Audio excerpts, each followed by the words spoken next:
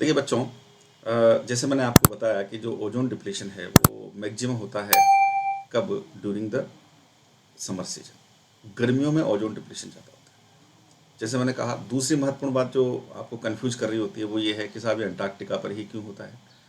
तो पहली बार जो अंटार्कटिका है वहाँ पर ओजोन होल को देखा गया था इन 1985, जैसे मैंने आपको बताया, with help of the satellite Nimbus 7 satellite.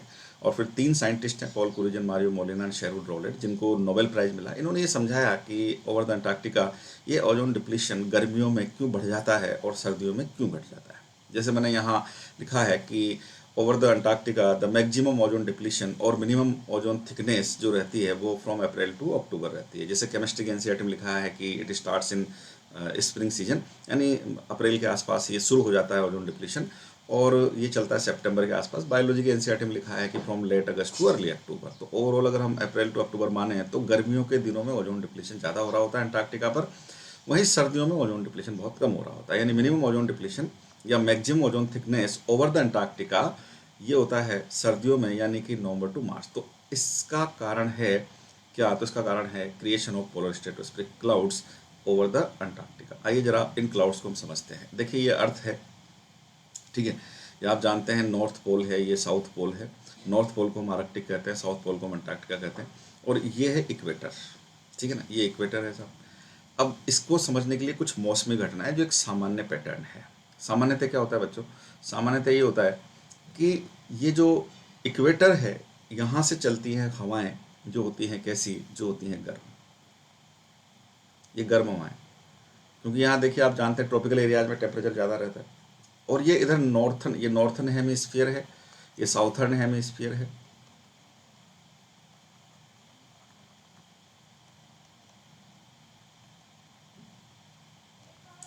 तो यहाँ से जो हवाएं चलती हैं इक्वेटर से टुवर्ड्स द पोल, ये कैसी होती हैं? ये गर्म हवाएं होती हैं। और ऐसे ही पोल से चलती हैं इक्वेटर की तरफ हवाएं, और ये हवाएं कैसी होती है?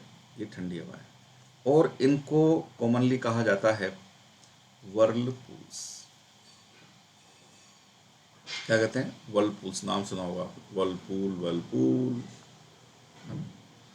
तो भाई साहब वर्लपूल कहा जाता है बेसिकली ठंडी हवाओं को, जो कहाँ से चलती हैं? जो चलती है साहब पोलर एरिया से। बाकायदा इनके नाम हैं, आपने ज्योग्राफी में पढ़े होंगे 7th 8th 9th 10th class में। ट्रेड विंड्स, और जो है ईस्ट, वेस्टलरीज, ईस्टलरीज, है ना, पूर्विया पौने, पछवा पौने, ठीक है ना, इस तरह की। तो इनके नाम है, अपने को ज्योग्राफी नहीं पढ़नी है, अपने को अपने काम की बात समझनी है। फंडामेंटल बात यह है कि कुछ सीजनल एक्टिविटी जो हैं इस अंटार्कटिका पर इस ओजोन डिप्लीशन के लिए जिम्मेदार होती हैं। तो वो घटनाओं के होने के लिए इन हवाओं का पैटर्न हमको समझना पड़ेगा, ठीक है ना। तो ये जो आप देख रहे हैं, पोल से इक्वेटर की तरफ ठंडी हवाएं चल रही और इक्वेटर से पोल की तरफ गर्म हवाएं चल रही। अब होता ये है कि सर्दियों में अंटार्कटिका पर क्या होता है, आप जानते हैं सर्दियों की शुरुआत जो है वो जाती है नवंबर से, ठीक है। तो सर्दियों के समय ये जो गर्म हवाएं हैं, जिनको सामान्यतः वर्लपूल कहा जाता है, जो ध्रुवों से चलती हैं भूमध्य रेखा की ओर या पोल से चलती हैं इक्वेटर की तरफ, तो इनकी स्पीड बढ़ती है, इनकी स्पीड बढ़ती है। और ये हवाएं बदल जाती हैं किस में? तो ये हवाएं बदल जाती हैं पोलर वोर्टेक्सेस में।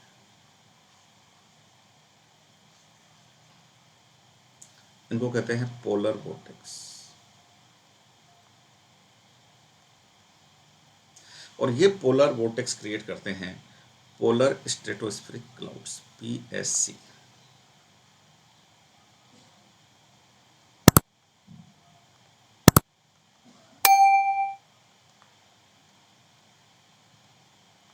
अब देखिए, ये स्ट्रेटोस्फीयर है, और इस स्ट्रेटोस्फीयर में ये ओजोन डिप्लीटिंग सब्सटेंसेज है। पता है ना आपको कि स्ट्रेटोस्फीयर में ही अच्छी ओजोन है, और स्ट्रेटोस्फीयर में ही ये जो है ओजोन डिप्लीटिंग सब्सटेंसेज पहुंच जाते हैं, सीएफसीज। और ये मान लीजिए स्ट्रेटोस्फीयर में, आपको पता है स्ट्रेटोस्फीयर अर्थ की सरफेस से 15 किलोमीटर से लेकर के 45 किलोमीटर तक का रहता है। तो ये क्या है? तो ये ओजोन डिप्लीटिंग सब्सटेंसेज है। अब देखिए, ये जो आप देख रहे हैं ना, ये जो वर्लपूल थे, ये जैसे इनकी सर्दियों में स्पीड बढ़ती है तो ये भंवर में बदल जाते हैं, हिंदी में भंवर कहते हैं या बवंडर कहते हैं, है ना, और चक्रवाती हवाओं में बदल जाते हैं।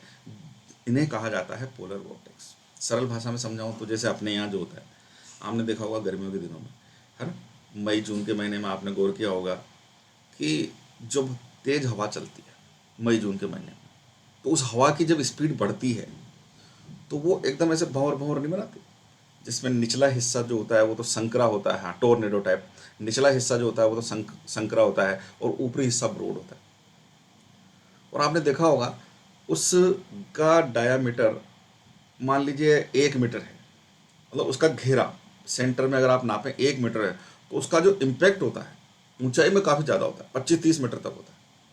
मान लीजिए 1 मीटर का घेरा है उस वोर्टेक्स का, उस चक्रवात का, तो ऊपर उसका जो इम्पैक्ट होगा वो लगभग आप मानकर चलिए कि 20 से 25 मीटर तक होगा।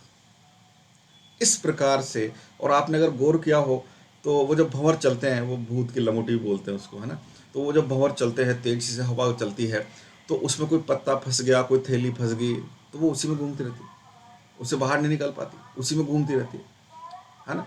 और जितना बड़ा उसका डायमीटर होता है ना, उसका इम्पैक्ट भी ऊपर उतना ही ज़्यादा होता है। और आपने देखा होगा कभी कभी तो बहुत बड़े स्तर पर होता है तो ऐसे धूल के गुबार से उड़ने लग जाते हैं, देखा होगा आपने, ऊपर देखोगे तो ऐसे धूल के गुबार से उड़ रहे हैं सब।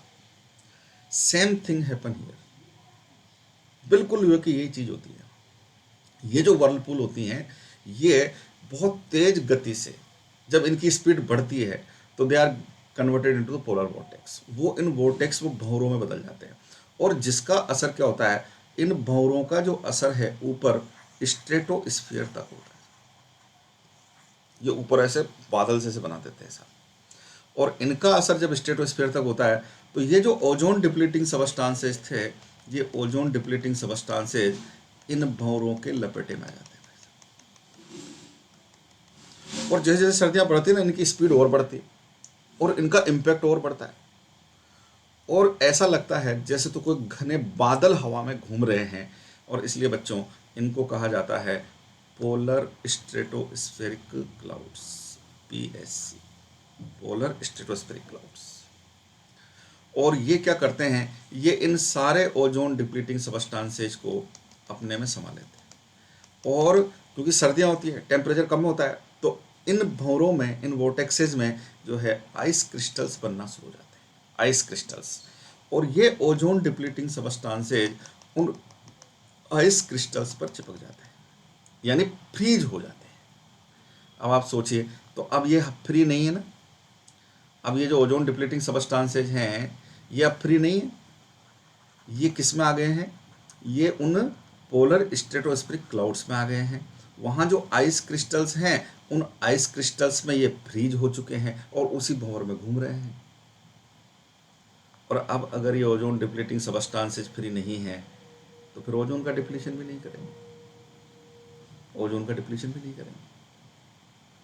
और इसलिए सर्दियों में ओवर द अंटार्कटिका जो ओजोन डिप्लीशन है वो बहुत ही कम हो जाता है। जो भी मैंने कहा कि ozone depletion is minimum over the Antarctica is from November to मार्च।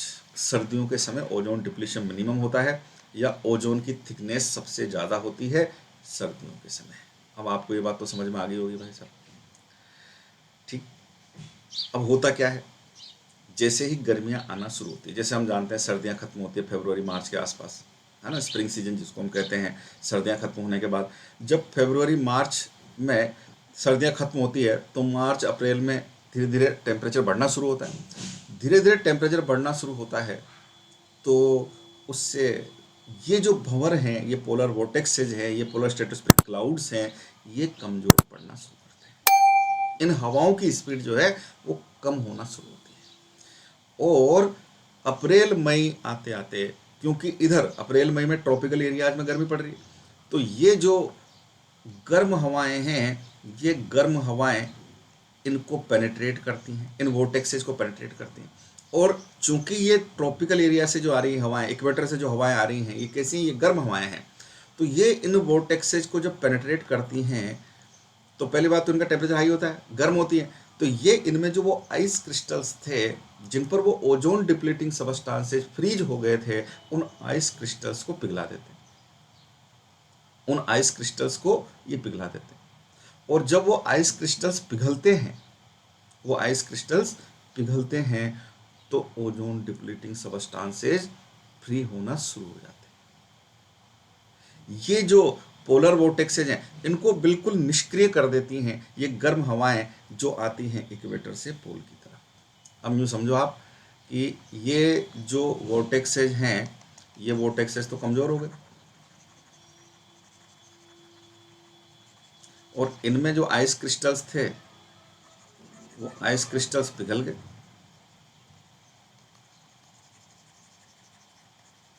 और इससे क्या हुआ? तो इससे ये हुआ कि जो ओजोन डिप्लीटिंग सबस्टांसेज हैं वो कॉन्सेंट्रेट होकर के और पूरे इस साउथर्न हेमीस्फीयर के साउथर्न पार्ट्स में फैल जाते हैं। अब फ्री हो गए कि नहीं हो गए?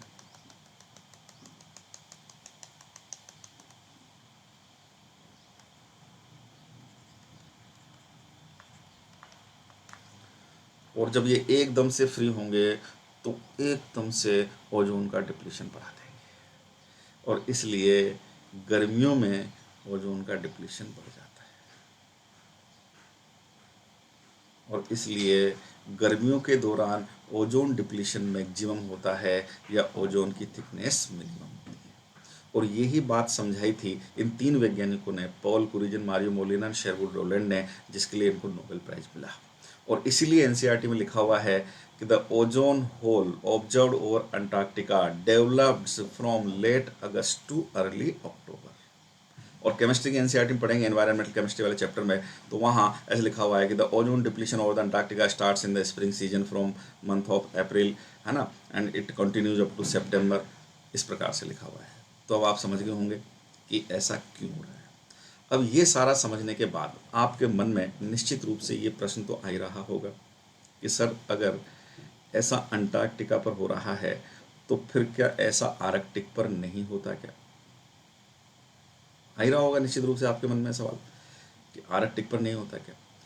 और अगर आर्कटिक पर नहीं होता तो क्यों नहीं होता, है ना? ये जब मैं चीज़ समझाता हूँ, वैसे तो बच्चों को पता ही नहीं होती है ना, लिखा हुआ है सब रट्टा मार लेते हैं, कोई लॉजिक नहीं है कि ऐसा क्यों हो रहा है, ठीक है ना, बस ऐसे रट लेते हैं, रट लो भाई, ठीक है ना। तो ऐसे रटने से काम नहीं चलता। जब हम चीज़ समझाते हैं तो फिर दिमाग में भी जाती है बात, दिमाग में बात जाती है तो मन में सवाल उठता है। जब आपको एक कॉन्सेप्ट समझ में आ गया कि ऐसा क्यों हो रहा है, it is due to the polar stratospheric clouds, तो फिर आर्कटिक पर क्यों नहीं? और अगर मान लीजिए नहीं हो रहा है तो क्यों नहीं हो रहा, और हो रहा है तो बात क्यों नहीं की जा रही?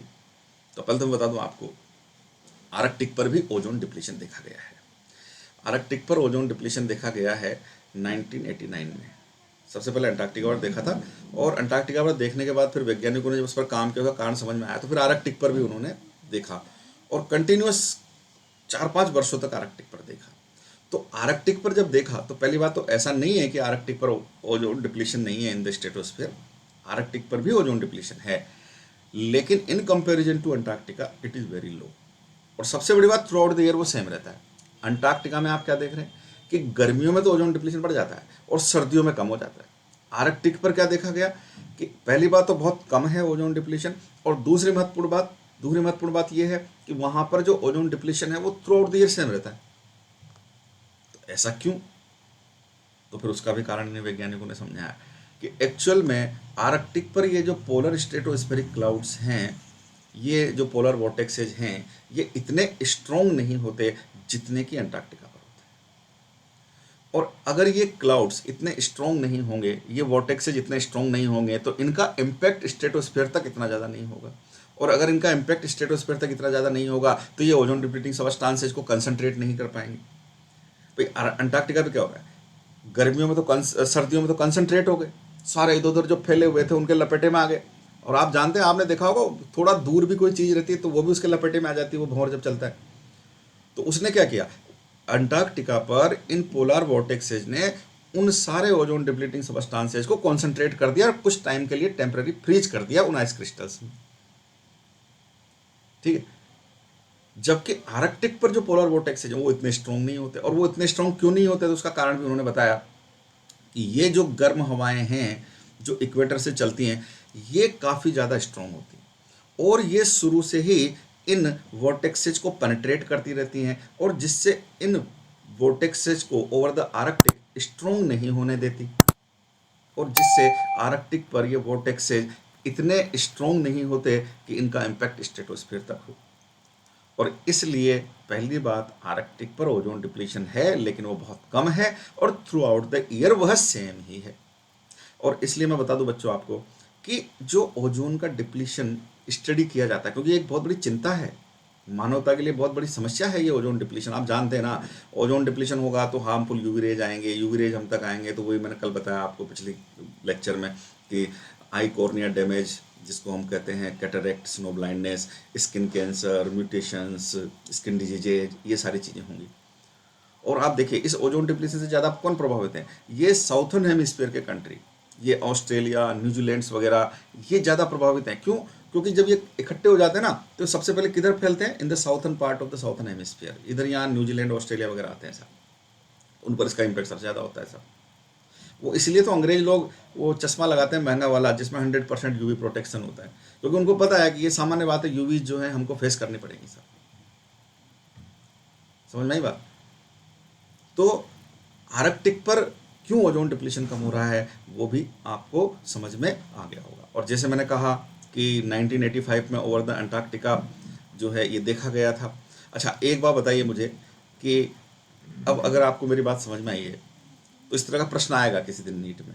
और वैसे देखिए कई सारी इंटरनेशनल एजेंसीज हैं, यूनेस्को की एजेंसीज हैं, जो हर साल इस ओजोन डिप्लीशन को स्टडी करती हैं और हर साल वो डेटा रिलीज करती हैं। मैं आपसे कह रहा था कि पिछले 10, 12, 15 वर्षों में ये हुआ है कि over the Antarctica ozone depletion में बहुत ज़्यादा कमी आई है, और हम इस ओजोन होल को पाटने में सफल हुए हैं। क्योंकि जैसे मैंने आपको बताया कि 1987 में आया था मॉन्ट्रियल प्रोटोकॉल,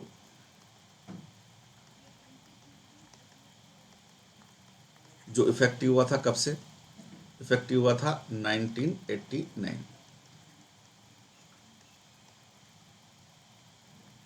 और ये आया था 16 सितंबर को, 16 सितंबर 1987। और इसलिए 16 सितंबर को मनाया जाता है ओजोन डे।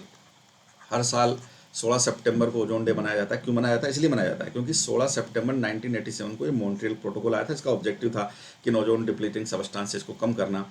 शुरुआत में जो टारगेट लिया गया था वो टारगेट था कि हम 50% तक ओजोन डिप्लीटिंग सब्सटेंसेस को कम करेंगे, और अब टारगेट ये है पूरे विश्व का, और सारे कंट्रीज फॉलो कर रहे हैं। बहुत ही सक्सेसफुली ये हो रहा है कि हम जो है इन ओजोन डिप्लीटिंग सब्सटेंसेस को पूरा 100% तक जो है कम कर देंगे। भारत ने जो टारगेट था ओजोन डिप्लीटिंग सब्सटेंसेस को कम करने का 65% तक का, वो 2008-9 में ही अचीव कर लिया था। ठीक है ना, बहुत बड़ी बात है भाई साहब।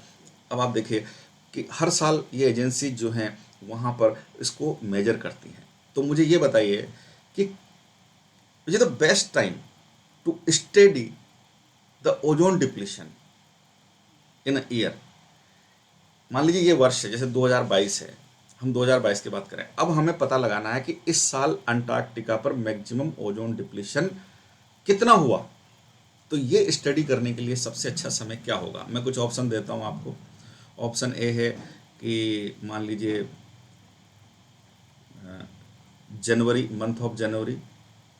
ऑप्शन बी दे दिया मैंने मई।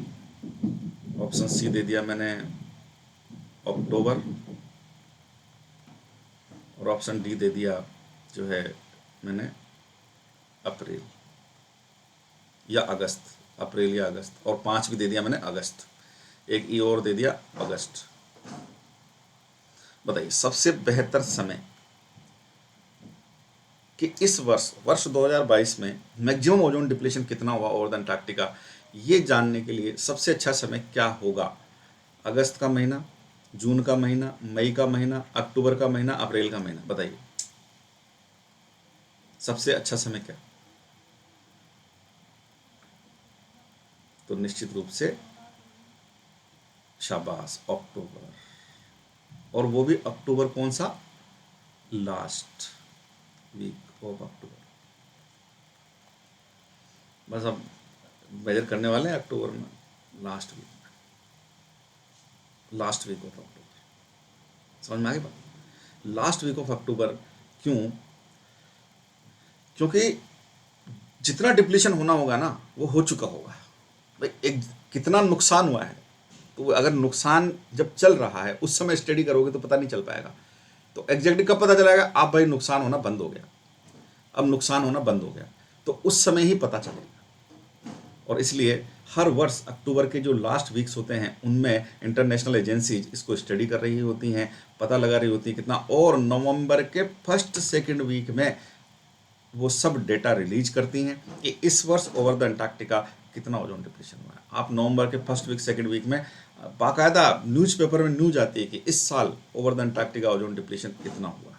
और जो मैं कह रहा था कि पिछले 10-15 सालों में ओजोन डिप्लीशन में बहुत कमी आई है, तो वो किसकी वजह से संभव हुआ है? जो पूरे विश्व ने एक समग्र प्रयास किया है, सब सारे कंट्रीज़ ने मिलकर के कम्युनिटी एफर्ट डाला है कि हम ओजोन डिप्लीटिंग सबस्टांसेस को कम कर देंगे। और ये मैंने बताया आपको कि वो हम कैसे कम कर पाए हैं। तो आज पूरी दुनिया में जो ऐसी रेफ्रिजरेशन या कोल्ड स्टोरेज इंडस्ट्री है, वार्निश पेंट कलर इंडस्ट्री है, परफ्यूम इंडस्ट्री है, तो उनमें जो CFCs इस्तेमाल किए जा रहे हैं, they are the substitutes which do not have the potential to deplete the ozone to create the greenhouse effect. और इस वजह से हम ये कर पाए हैं।